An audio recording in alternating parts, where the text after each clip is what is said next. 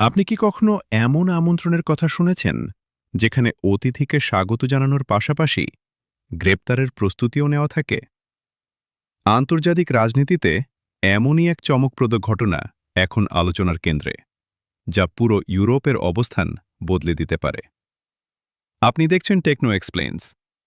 আজকের ভিডিওতে আমরা আলোচনা করব ইউরোপের নতুন রাজনৈতিক মোড়, পিটার ম্যাজিয়ারের বিতর্কিত আমন্ত্রণ, বেঞ্জামিন নেতানিয়াহুকে ঘিরে তৈরি হওয়া আন্তর্জাতিক উত্তেজনা এবং ইউরোপিয়ান ইউনিয়নের ভেতরে চলমান বড় পরিবর্তনগুলো নিয়ে।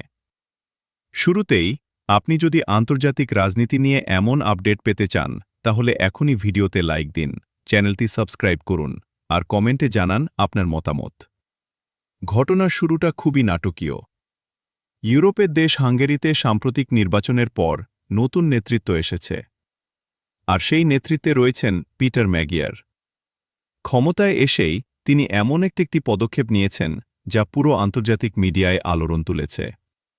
তিনি সরাসরি আমন্ত্রণ জানিয়েছেন ইসরায়েলের প্রধানমন্ত্রী বেঞ্জামিন নেতানিয়াহুকে। আমন্ত্রণের ভাষা ছিল খুবই আকর্ষণীয়, হাঙ্গেরির মানুষ নাকি তাকে দেখতে চায়। চিঠির শেষে যোগ করা হয়েছে একেবারে ভিন্ন একটি বার্তা।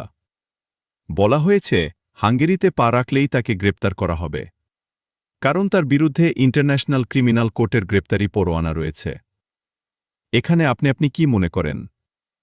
এটা কি কূটনৈতিক বার্তা নাকি সরাসরি রাজনৈতিক চাপ? কমেন্টে আপনার মতামত জানান।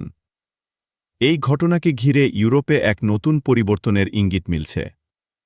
এতদিন ধরে ভিক্টর অরবানের নেতৃত্বে হাঙ্গেরি ইসরায়েলের পক্ষে শক্ত অবস্থান নিয়েছিল, কিন্তু নতুন সরকার আসার পর সেই অবস্থান পুরোপুরি বদলে যাচ্ছে।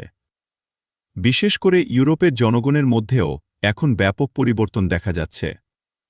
বিভিন্ন দেশে লাখ লাখ মানুষ স্বাক্ষর দিচ্ছে যাতে ইউরোপীয় ইউনিয়ন ইসরায়েলের সঙ্গে করা পুরনো চুক্তিগুলো বাতিল করে।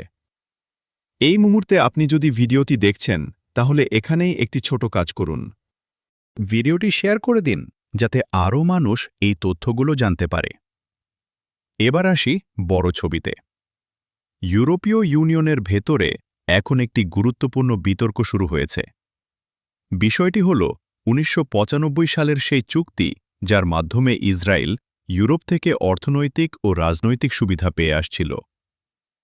লাক্সেমবুর্গে সম্প্রতি অনুষ্ঠিত এক বৈঠকে এই চুক্তি বাতিলের বিষয়টি নিয়ে আলোচনা হয়েছে। সেখানে ৩টি বড় বিষয় উঠে এসেছে। প্রথমত, মানবাধিকার লঙ্ঘনের অভিযোগ। দ্বিতীয়ত, অস্ত্র সরবরাহ বন্ধ করার দাবি। তৃতীয়ত, বাণিজ্যিক সম্পর্ক সীমিত করার প্রস্তাব। এই সিদ্ধান্তগুলো যদি বাস্তবায়ন হয়, তাহলে আন্তর্জাতিক রাজনীতিতে বড় পরিবর্তন আসতে পারে। আপনি কি মনে করেন? ইউরোপ কি সত্যিই তাদের অবস্থান বদলাবে? নিচে কমেন্ট করে জানান। শুধু সরকার না, ইউরোপের সাধারণ মানুষও এখন সরব। বিভিন্ন দেশে বড় বড় আন্দোলন হচ্ছে। ট্রেড ইউনিয়ন, মানবাধিকার সংস্থা সবাই একত্রিত হচ্ছে। এমনকি অ্যামনেস্টি ইন্টারন্যাশনালের মতো সংস্থাগুলোও এই বিষয়ে অবস্থান নিয়েছে। এখন একটা বিষয় পরিষ্কার, আন্তর্জাতিক রাজনীতিতে জনমতের প্রভাব দিন দিন বাড়ছে। আপনি যদি এখন পর্যন্ত ভিডিওটি দেখে থাকেন, তাহলে অবশ্যই একটি লাইক দিয়ে আপনার সাপোর্ট দেখান। একই সাথে ইউরোপের বড় বড় দেশ যেমন স্পেন, ফ্রান্স, ইটালি এগুলোও নতুন করে তাদের অবস্থান নিয়ে ভাবছে। বিশ্লেষকরা বলছেন, যদি ইউরোপ একসাথে অর্থনৈতিক চাপ তৈরি করে, তাহলে সেটার প্রভাব বিশ্ব রাজনীতিতে বড় আকারে পড়বে।